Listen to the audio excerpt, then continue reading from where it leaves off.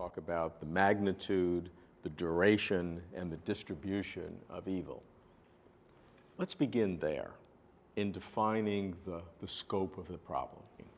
The phrase, the problem of evil, really means the problem of bad stuff. In a world created and sustained by an omnipotent and morally perfect and benevolent God, why are these vast amounts of truly horrendous stuff going on in the world?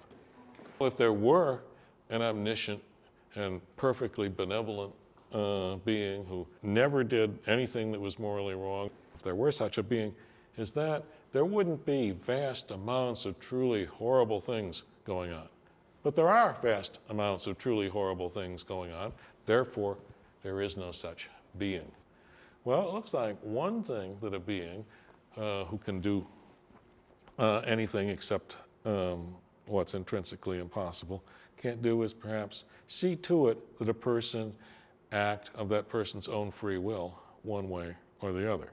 Can't both give a person a free choice between A and B and ensure that that being choose A. That's pretty plausible.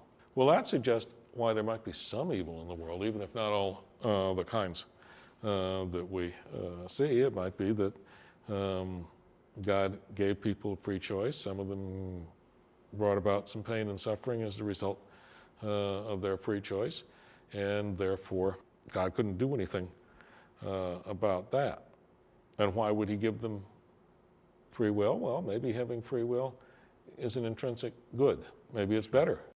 It might be that the evil it leads to wouldn't be as great as the good of free will. So God still gets more good in the world by allowing free will than evil. Of course, this kind of defense might only explain why there were a few broken ankles or bruised ribs or bad cases of flu in the world. It wouldn't explain death camps or the Lisbon earthquake or anything along those lines. But at any rate, it might explain why there is some evil in the world. But we can't just say this much and no more.